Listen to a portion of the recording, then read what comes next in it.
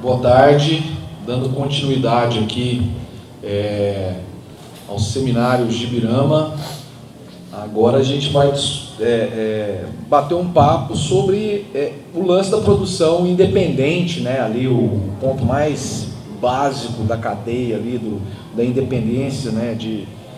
Do do it yourself do negócio, né? Que é o ninguém segura quem quer fazer um fanzine, né?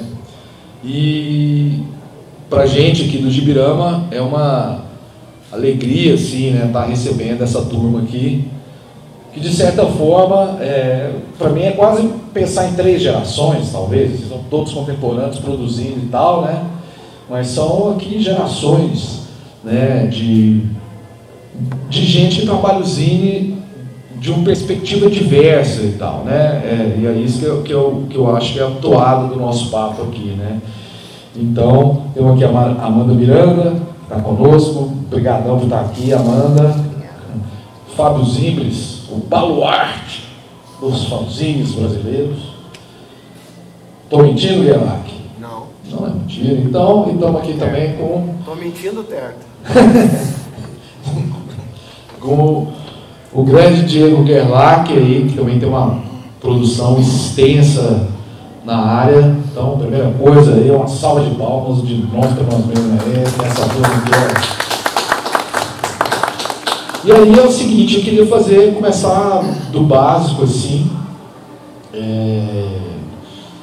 como que o fanzine chegou na vida de vocês? É isso, o que significa isso e tal. A gente pode ir no fluxo aqui, começando aqui com a Amanda. Alô. Fanzine entrou na minha vida por conta do punk rock. Assim, o meu padrasto, ele era punk quando ele era jovem e aí ele me apresentou Ratos de Porão, Cólera, etc. Comecei a ouvir isso, comecei a usar a internet, conhecer mais movimentos, Red Girl, etc. E descobri que existia essa coisa da autopublicação, da comunicação por revista independente e tal. E meio que nessa mesma época, quando eu estava lá com uns 17, né, saiu uma chamada pública para os XXX, que era uma iniciativa para chamar qualquer artista mulher a publicar num coletivo, né, via Catarse. E eu mandei os meus trabalhos, eu nunca tinha feito quadrinho antes. Foi completamente assim, aleatório para ver o que saía. E entrei, tanto na versão impressa quanto na versão virtual, que enfim, tinha um trabalho de mulheres do Brasil inteiro e tal. E começou assim, tipo, eu mandei pelo Catarse, e aí eu comecei a fazer os meus próprios fanzines também. E eu descobri que existiam feiras, esse tipo de coisa que não tinha tanto na minha cidade. E foi isso. Resumo. Você, Fábio Zimbres. Vamos fazer cronológico. Vamos. Já que você falou de 3 gerações, vamos fazer, né? Justo. O mais novo até o mais velho. Eu acho que a primeira vez que eu ouvi falar em fanzine foi através da revista Animal. Eu não sabia o que era um fanzine, foi através do suplemento da revista Animal, editado pelo Fábio Zimbres aqui, que eu passei a entender o que era um fanzine, que era uma publicação de certa forma amadora, né? Podia, digamos, ser o primeiro degrau de um entusiasta de determinada expressão artística, fosse história em quadrinhos ou resenha musical, cobrir, mostrar a cena local de bandas ou de artistas, enfim. Eu não entendia muito bem, achava meio escuso, assim, meio suspeito a coisa do zine, assim, quem é que vai ler isso, né? E daí, quando eu comecei a ter algum envolvimento com qualquer coisa, qualquer, digamos, tipo de expressão, assim, era mais como escritor e crítico, né? Eu tinha isso por volta de 2002, 2003, que seria o meu primeiro fanzine, foi um e-zine, né? Na época, talvez vocês lembram que estava na moda isso, não se falava mais em fanzine impresso praticamente, a gente achava que tinha morrido isso. Eu mesmo achava breguíssimo, né? Pensei, nunca que eu vou fazer um fanzine xerocado. A gente tinha um fanzine online chamado Gordurama, que era feito por estudantes de jornalismo, e era basicamente cobrir lançamentos musicais nacionais, internacionais que a gente gostava, e frequentar a cena de bandas independentes ali da região do Vale dos Sinos, onde eu moro no Rio Grande do Sul, e da Grande Porto Alegre, né? Se aventurar e ver shows de bandas, inclusive bandas goianas, que na época frequentavam bastante Porto Alegre, né? E isso foi, a minha primeira experiência com o zine foi essa, assim. Daí, muitos anos depois, nem tantos, em 2009 mais ou menos, aí eu tive a ideia, eu comecei a fazer histórias em quadrinhos, e eu não via outro recurso a não ser fazer cópias xerocadas para distribuir, assim, né? Até porque nessa época eu morava em João Pessoa, não tinha muitos conhecidos que lidassem com artes visuais, meus amigos eram artistas, mas era mais pessoal da música, teatro.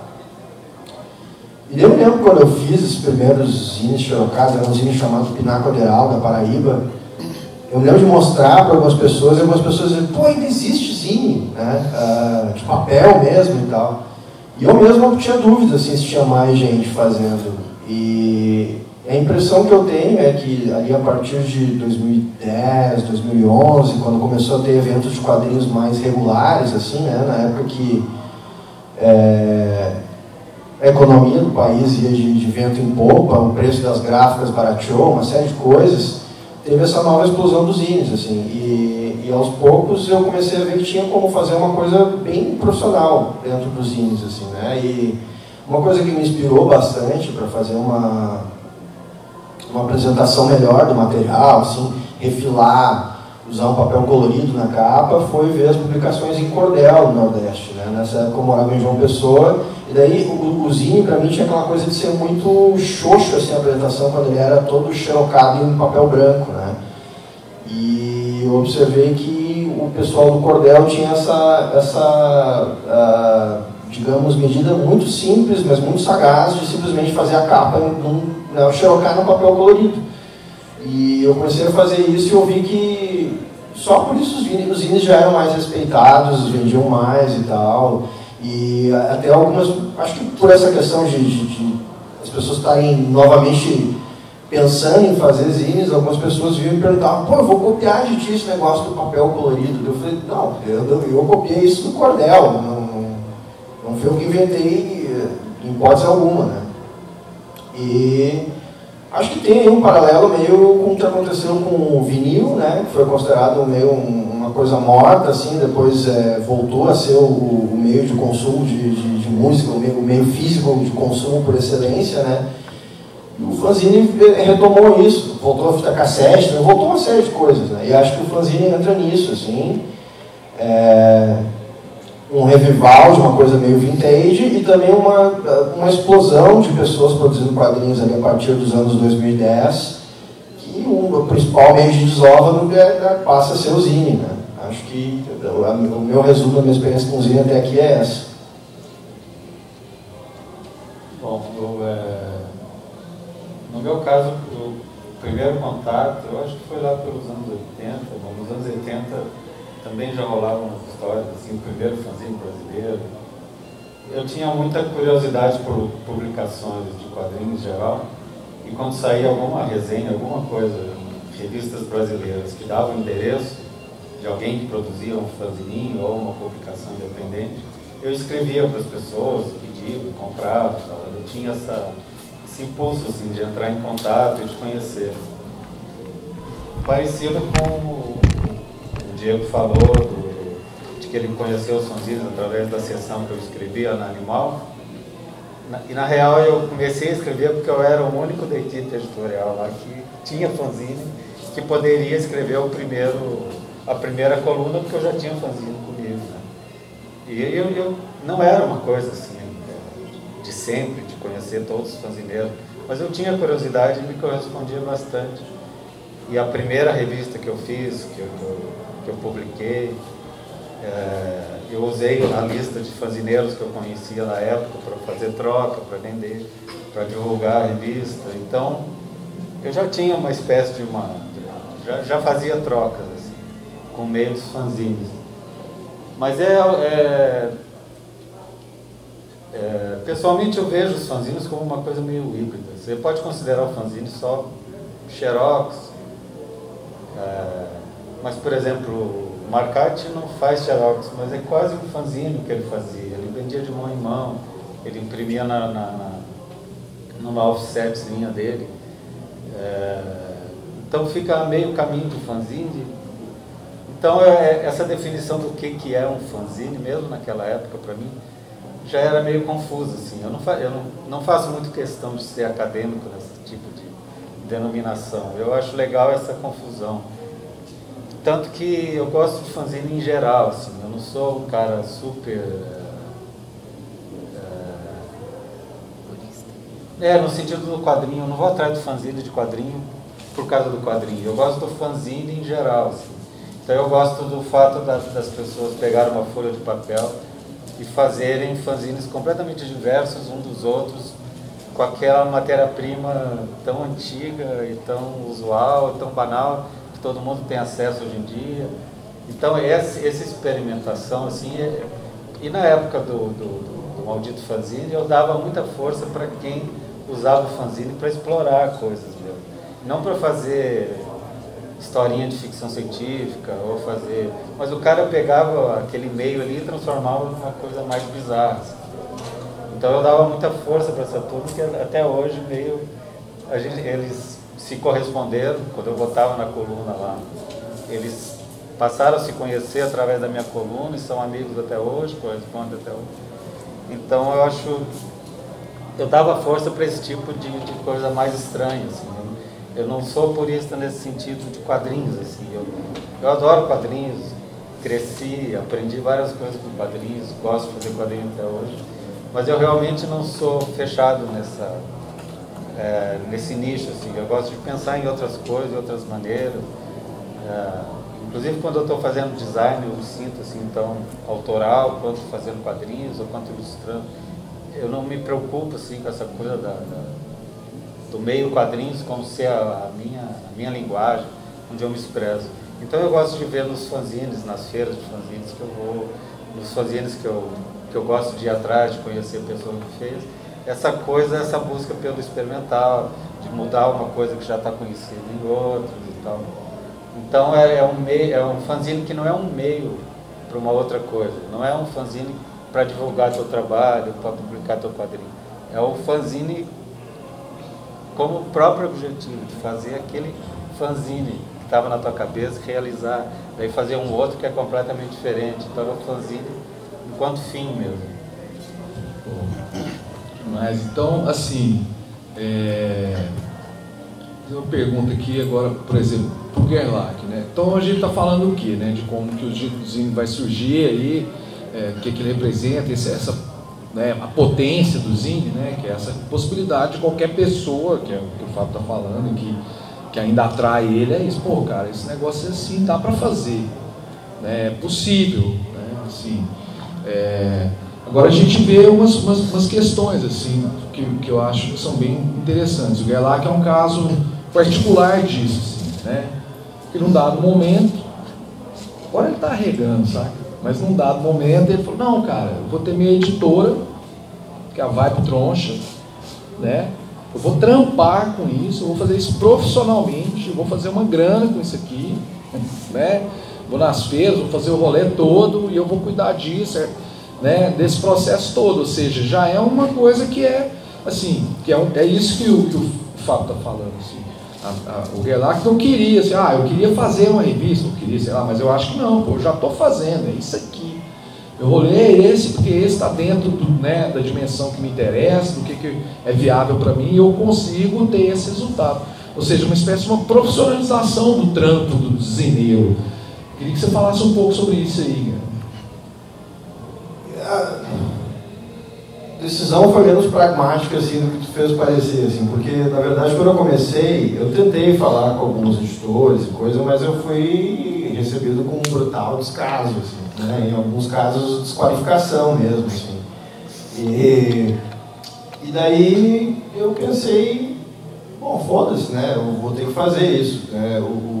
Inclusive o nome Vibe Troncha eu já tinha guardado. Uma vez uns amigos, também lá em João Pessoa, me perguntaram, pediram um nome para um selo de discos. E eu falei Vibe Troncha Records. E os caras falaram, tá, mas aí é meio um demérito, assim, como é que, né, vai ser Vibe Troncha Records, que tipo de discos os caras vão lançar? Não quiseram, eu guardei isso, né? E daí voltou assim, a Vibe Troncha Comics, é isso mesmo. Mas eu tive dificuldade de achar esse meio termo, assim, em que tivesse, sobretudo, um acabamento gráfico razoável para apresentar as histórias usando o Xerox, né? Com o negócio das gráficas digitais, isso é uma dica que eu vou dar para se alguém quiser. Eu sempre acho que gera um resultado melhor, assim, é que nas gráficas digitais os caras querem normalmente imprimir o teu zine direto do pendrive, né? E acaba que a arte fica sempre um pouco pixelada, assim.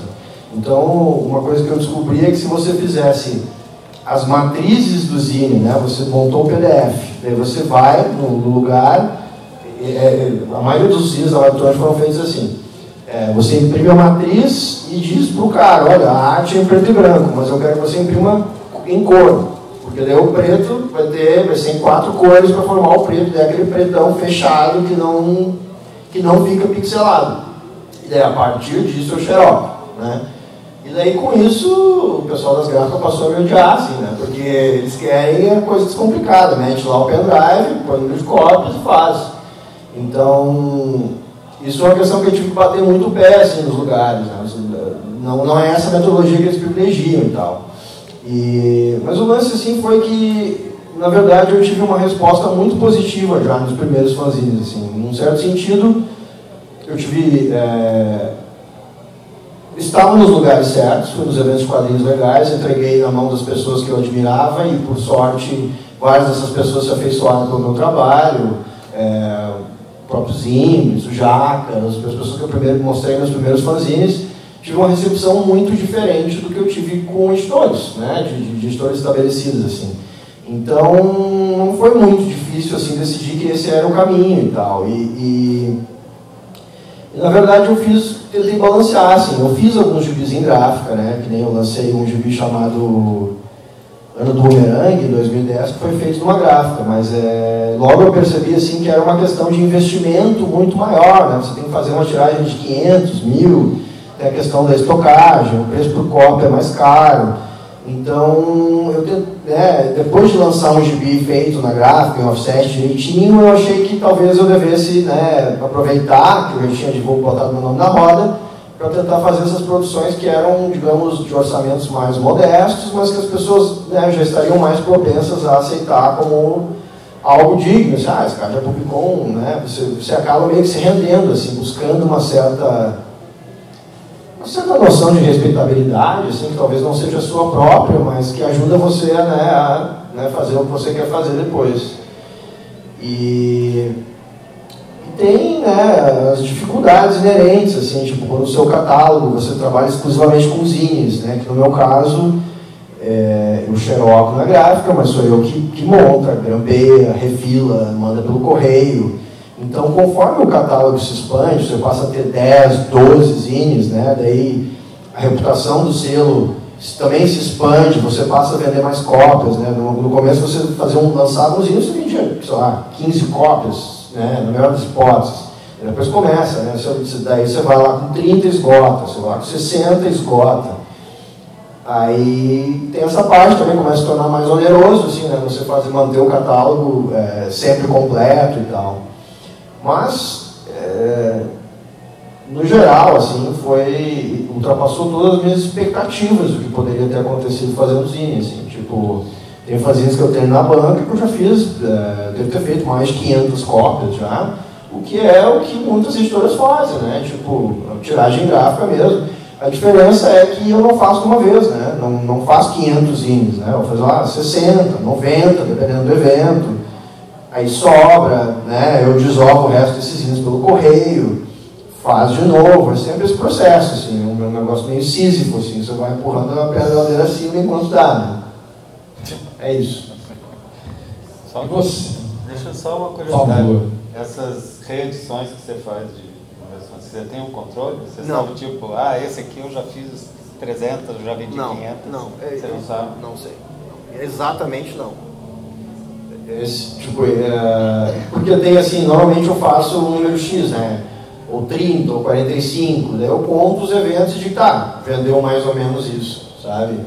Que nem tem um zine ali, o Know-How 4, que apesar de ser um zine, assim, se espalhou em resenhas, pessoas falando bem pela internet, assim, e virou um best-seller, né, da editora e nunca parei de fazer, assim, ainda é o que mais vende até hoje. Né? E Amanda, como é que foi assim fazer? Como é que é a cena de fazer em Santa Bárbara do Oeste? Cidade do Concreto. De novo esse papo, né? Hitchcock. Olha, não tem, né? No caso, não tem. Não sei se antigamente, assim, antes de eu nascer tinha, mas não desconheço. Eu imagino que deva ter, porque, por exemplo, meu padrasto, antes de eu nascer, ele tinha uma banda de punk e tal, e chegou a fazer lá, tipo, tiragem de vinilzinho, não sei o quê. Imagino que deveria ter um fanzine também, né? É possível você fazer um vinil, você vai fazer um fanzine. E aí... Isso, tem uma certa movimentação na cidade do lado, que é americana, né? Que tem um pouco mais de jovens, tem mais jovens na cidade do lado. E é tudo que eu posso dizer a respeito disso. Eu participava dessas feiras também, só que o que me fez continuar fazendo foi mais a internet mesmo, assim. E da mesma forma que o Gerlach falou a respeito de testar papel para ver se deixa um pouco mais bonitinho e tal, eu tinha uma impressora meio vagabunda que eu, enfim, não tinha tanto carinho por ela, porque ela já acho que estava meio nas últimas, né? Então eu gostava de pegar papel diferente e botar lá papel que eu jamais poderia levar numa gráfica, porque eles iam falar que ia engasgar e tudo mais. E imprimir em cima e fazer teste. No começo, os primeiros vídeos que eu fiz eram historinhas que eu fazia, tipo, 30 edições e nunca mais imprimi de novo, assim, tipo, 10 edições, nunca mais imprimi de novo. Nunca tive muito esse cuidado que você falou de, tipo, manter, porque eu achava que era isso, era uma história que eu queria que só umas poucas pessoas lessem, porque eu estava também aprendendo a fazer história em quadrinho e, sei lá, até hoje eu não tenho muito cuidado com reimpressão no geral, assim. Tipo, eu acho que se vendeu tudo, eu acho que já deu o que tinha que dar, assim, vamos para a próxima, enfim. Fábio, como que foi a ideia de criar o maldito fanzine? Como é que foi? Como é que surgiu lá dentro do Animal, né? Assim, para quem, contextualizando um pouco aqui, Animal é uma revista dos anos 80, virada dos 90, né? Na viradinha dos 90, a revista 80, começo dos 90. É isso, né? Na virada, uma revista seminal, assim, na história do quadrinho brasileiro, que impactou tudo, né? Assim, primeiro de trazer autores de outros países, assim, de um quadrinho contemporâneo, né? A gente estava super anacrônico, né? Aquela altura, assim, coisas até como, assim, sei lá, Moebius ainda nem tinha chegado direito no Brasil, né? Essas coisas, né? De repente vem Animal com o que estava, num determinado momento, fervendo no mundo, assim, os caras quebrando tudo, e Animal trazia isso, e tinha um encarte no Animal, que era o Mal, né? Chamava Mal esse encarte, um encarte em papel jornal e tal, tinha né? E falava de diversas coisas, música, etc., textos, uns quadrinhos mais brasileiros, né? E dentro tem essa coisa que é uma coisa, de certa forma, mítica hoje, assim, que era o Maldito fazendo, que era essa coluna do Fábio Zimbres, né? Que era, pô, numa revista tal lá, ele falando de fanzine, não na pegada que, por exemplo, né? Eu que lia os gibis de terror, né? Assim, quando você ia ver as sessões de cartas dos quadrinhos de terror, também tratavam de fanzine, mas tratavam assim, como uma publicação amadora. Olha, se você ainda não é bom o suficiente para estar na revista, aqui na Calafrio, na Mestre, você faz seu fanzine aí, né? Faz aí. Ou então, quer dizer, uma coisa de informativo, né? Os fanzines informativos, geralmente alguns deles dedicados a determinados gêneros ou determinados autores, mas basicamente era esse o negócio. E lá na Animal, né, no maldito fanzine, era outra pegada. Só, cara, que está acontecendo um negócio maluco aqui, um povo experimentando com xerox e fazendo umas coisas que, né, não é porque elas não são boas o suficientes assim, para estar na revista, mas é porque estão fazendo aquela coisa que tem fim nela mesmo, que é legal pra caramba, e que dá para criar uma rede, e essa rede foi criada ali naquele ambiente. É importante lembrar que era um tempo sem internet. Mas eu queria saber assim, qual foi o estalo, se a ideia foi sua, ou se foi sua ou do grupo que estava ali na edição do Animal, como é que surgiu, se foi aceito por todo mundo. Não, foi bem tranquilo. Era uma equipe minúscula, a gente conversava entre nós para decidir as coisas. E no que a gente estava criando mal e decidindo que tipo de matéria ia ter ali e tal, o fato de ter uma coluna de fanzines era bem natural, assim, não houve dúvida, ninguém, não sei nem se partiu de mim ou não, mas o nome foi eu que dei mesmo, porque a revista era Mal com U, né? Daí eu sugeri Maldito Fanzine, mas o Maldito com U também. Então eu lancei e o negócio rolou, então não foi nada extraordinário, mas o único que poderia fazer realmente era por causa de eu ter os fanzines para poder escrever a primeira coluna. Então eu assumi e fiquei até o final. Eu gostava muito de fazer, e no final eu acabei conhecendo vários desses fazineiros, então, até hoje me correspondo com eles.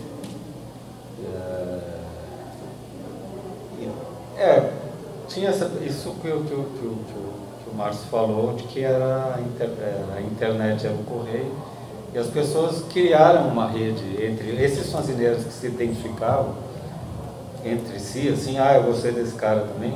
No final eles acabaram ficando amigos, assim, eles trocavam os fanzines, começaram a fazer fanzines coletivos, mandavam material para cá, para o Rio, no Rio Grande, na cidade de Rio Grande, lá no Rio Grande do Sul, Brasília, tinha gente.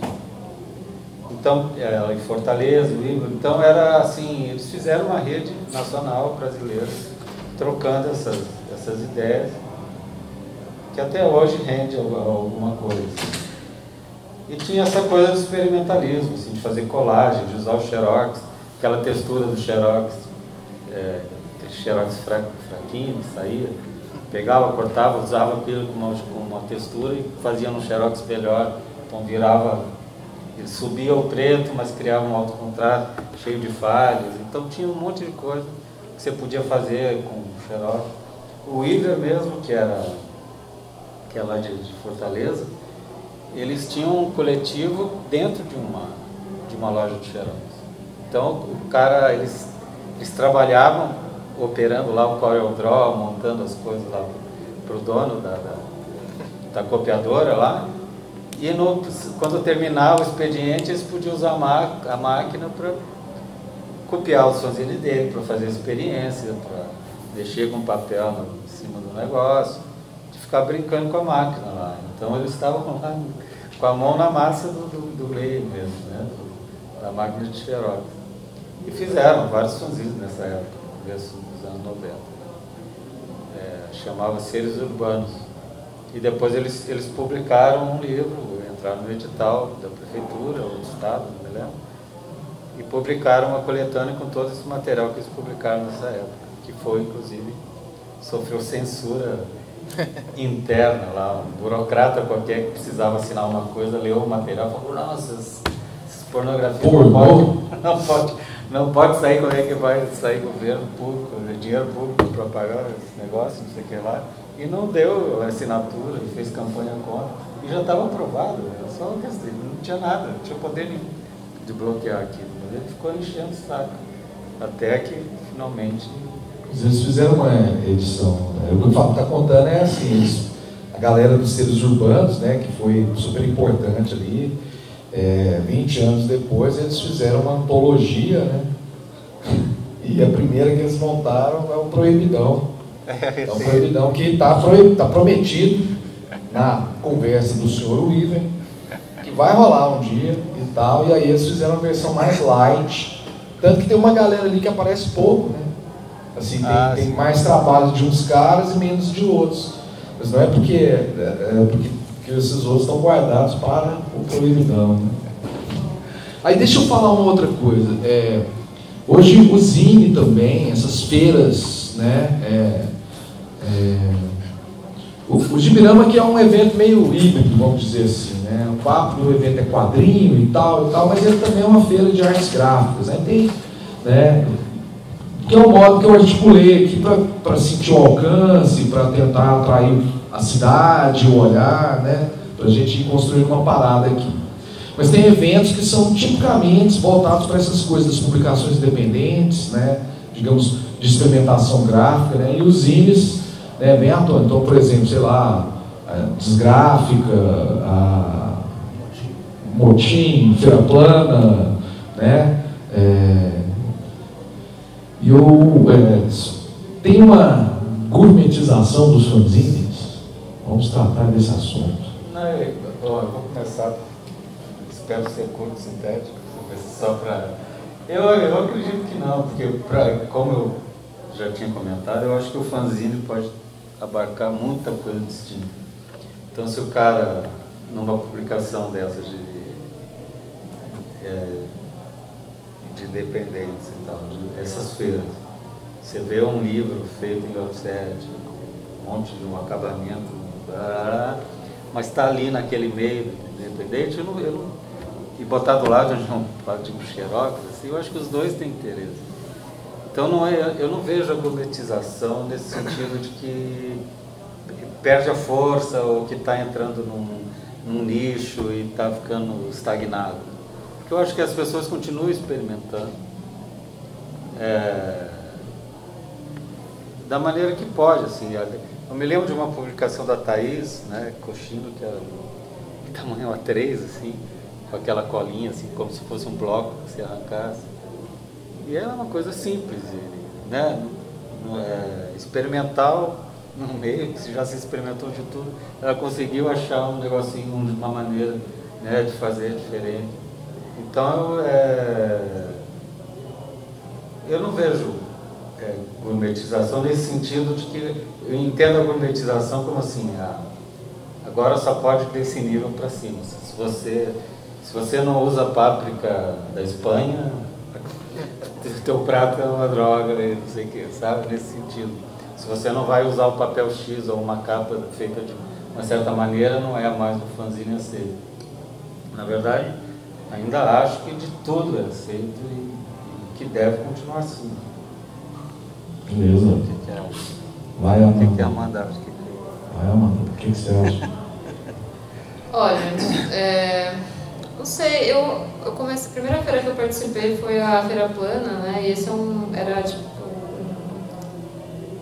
uma feira específica que ao longo das vezes que aconteceu foi migrando cada vez mais para experimentação gráfica mesmo, né. No começo, a primeira que eu participei, ainda tinha mais quadrinista, era mais para esse lado, e conforme foi indo, foi mais assim para o livro, arte, para uma coisa mais experimental mesmo. O que o Fábio falou, eu concordo, mas eu acho que assim, o público da feira também vai mudando, né? Então, tipo, eu sentia que conforme ficava mais indo para o livro arte, eu já não conseguia vender tantos meus quadrinhos, por exemplo, sabe? Eu conseguia vender se eu fiz uma publicação que, sabe, tinha uma experimentação gráfica interessante, entendeu? Não era um pessoal que estava necessariamente interessado na história de quadrinho que eu fiz, ou coisa assim. Então, de certa forma, eu acabei meio que parando de frequentar essas feiras, mas não porque eu achei que ficou gourmetizado, mas porque eu achei que o público não era mais o meu público, sabe? Tipo, o público que estava interessado em comprar as coisas que eu fazia. E também porque, ao longo do tempo, eu fui gradativamente parando de fazer esses fanzines mais experimentais graficamente, porque me custava muito tempo e tal. Quando eu comecei, eu ainda era estudante e tinha muito tempo, sei lá, muita vontade de ficar costurando papel. E hoje em dia, sei lá, quanto mais eu trabalho, não sei, não tenho mais tanto essa disposição e, não sei, acabei saindo desse circuito específico. Mas eu gosto muito de experimentação gráfica também. E o fanzine me deu muita noção a respeito de tipo, como custear um projeto e aprender melhor assim, dentro, como navegar dentro do design gráfico e editorial, assim, e fazer inclusive algumas experimentações dentro de projetos mais mainstream, né? Tipo, a gente vai mandar para uma gráfica, mas tentar pensar eles de um jeito diferente, sabe? Tipo, a gente só tem essa verba, o que dá pra gente fazer para ficar legal, de experimentação, sem que fique muito caro, sabe? Eu acho que o zine tem essa coisa, a gente vai meio que dando jeito de fazer ser diferente, mesmo tendo a mesma verba sempre, que é zero, a maioria das vezes. Eu achei legal isso que você falou, porque eu nunca pensei muito em termos do como é que o público afetava as minhas vendas. Tem dias meio normal, assim, eu nunca tive altos e baixos assim, em termos de venda. Então foi sempre meio numa média, assim. Mas talvez o público mudou. Eu acho que nesse sentido, o que o Márcio falou, não era tanto dos fanzines se burguesizarem, mas um certo aburguesamento, gentrificação do público que visita as feiras, né? Eu acho que teve um momento que rolou uma gentrificação do zine, principalmente na época que o risográfico estava muito em voga, né? Não sei se todo mundo conhece, o risográfico é basicamente um xerox colorido, só que a diferença crucial é que para você ter uma marca de risográfico, comprar um pigmento adequado no Brasil é caríssimo. Enquanto em outros lugares, como México, Estados Unidos, na verdade o risográfico é mais barato que o xerox. Então era uma questão do pessoal se espelhando na gringa sem ter os meios para fazer isso. E daí um zine simples de risográfico, um zine lá de 16 páginas, era um preço totalmente fora da curva em relação ao que as pessoas entendiam como um zine, né? Quando eu comecei a botar preço nos meus zines e tentar profissionalizar, eu ouvi algumas críticas de pessoas dizendo, não, o zine é uma coisa que você dá.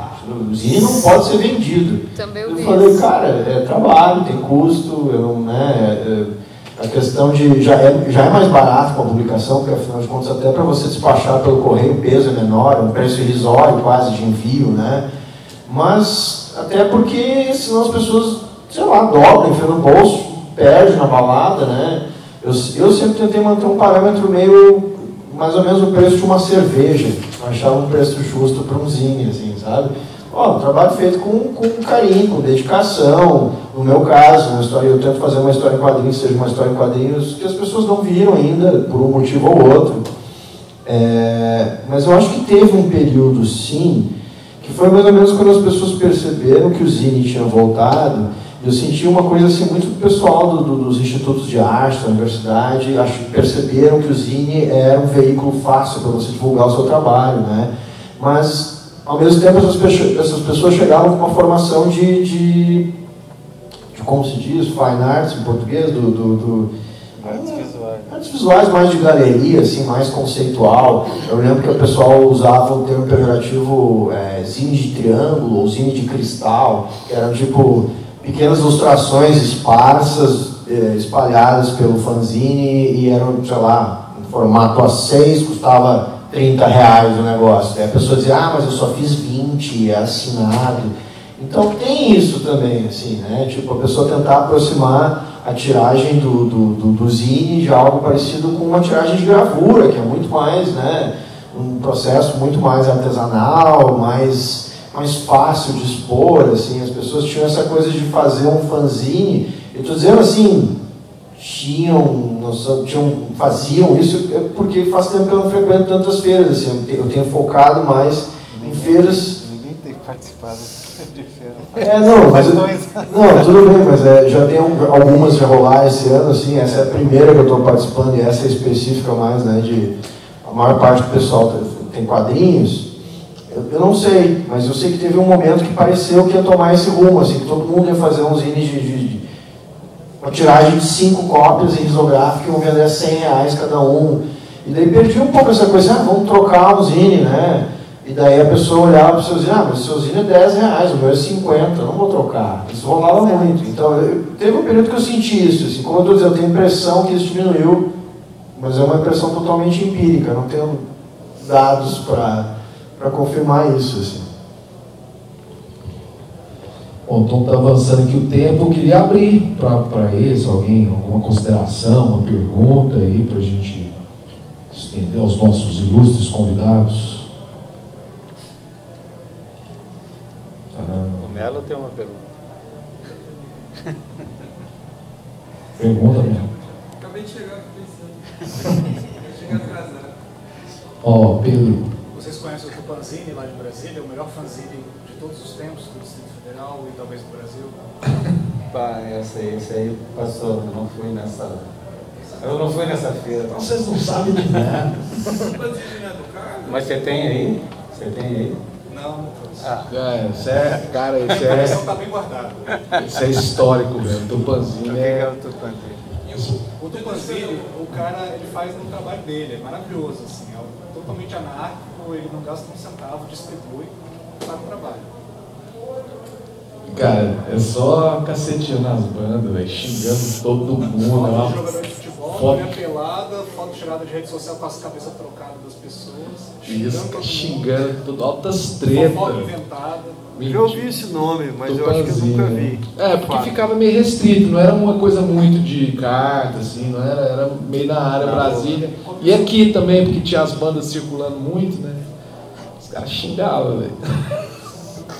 Tudo escrito em caixa alta, sem pontuação. Assim. Tudo errado, velho. Tudo errado, cara. Fantástico. Belo. O Fábio Zines. O que você achava do Fábio Zines? Não, eu fiquei muito honrado com a homenagem. Mas bom. É um tipo, um dos exemplos de como você experimenta nos fanzines.